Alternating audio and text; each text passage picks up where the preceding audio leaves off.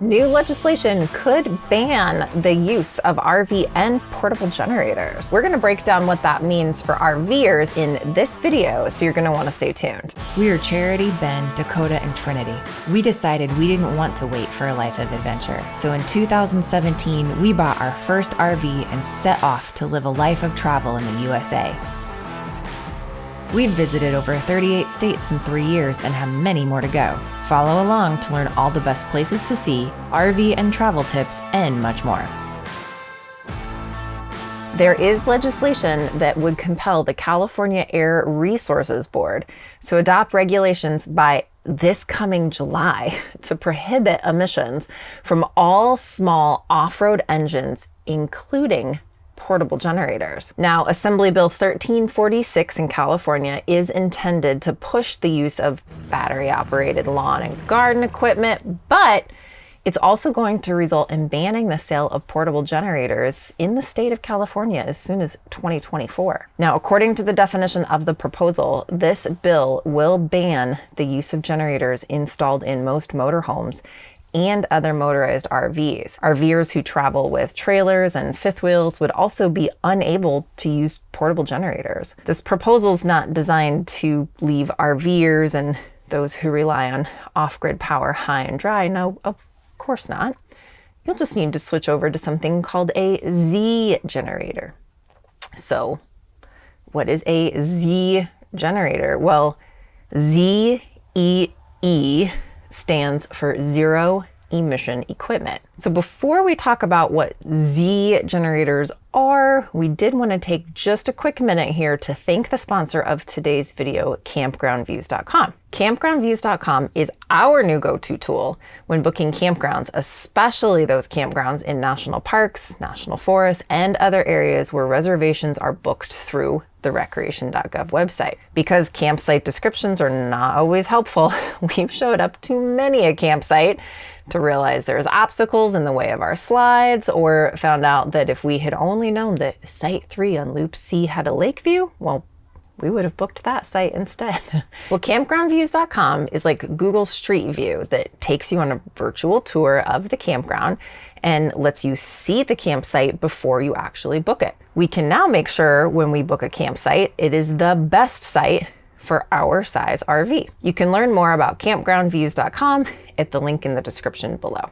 Now, back to more about Z generators, if you can really even call them a generator, because they're really more of like a super large battery bank that rely on electricity for charging. And if you have no access to electricity, like during a power outage or in the case of a natural disaster, you'll need to find a different source to charge these generators, like a solar setup. These Z units are typically 5 to 10 times the cost of a gasoline or diesel powered portable generator. Now, I actually did some research on these generators, just being curious, and a good full setup with solar panels to charge it run like in the $8,000 range. And there's also a time difference between these battery bank generators versus fuel power generators, as the batteries can drain faster depending upon the power demand. So if you're in your RV and you're using the microwave or the fridge, you'll probably run out of power in about 6 hours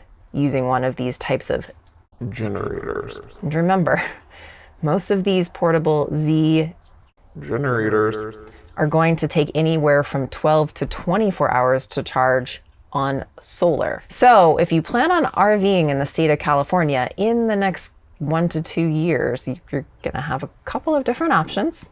Option 1, make sure you book a campground with electrical hookups. And make sure you're looking at those reservations as soon as possible, because 2022 is set to be another banner year for RVing, and campgrounds will continue to stay full. Option number 2, if you're gonna be boondocking or off-grid camping in the state of California, you might want to go ahead and get that big elaborate solar setup that maybe you've been thinking of, and maybe just a backup battery bank just in case. So for most RVers who are not full-time, option 1 of having to stay in a campground will probably be your best option. And why we love the thought of the big solar setup, we've not been able to quantify the return on investment for us, since we do have a home base where we can hook up to electricity when we're not traveling. And not that we wouldn't love to have that type of setup, we just can't justify the ROI for us at the moment. And who knows, that may change someday. And since I'm one of those people who don't like to box myself in with just option A or B,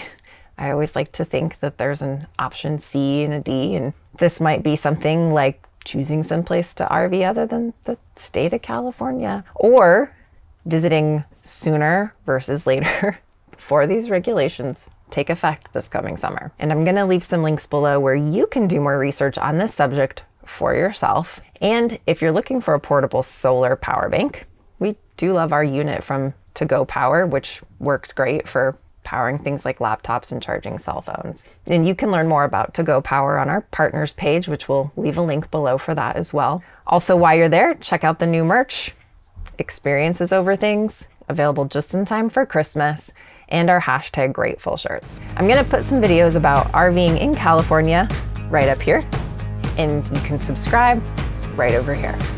If we don't see you at the campground or out on the road, we'll definitely see you in the next video.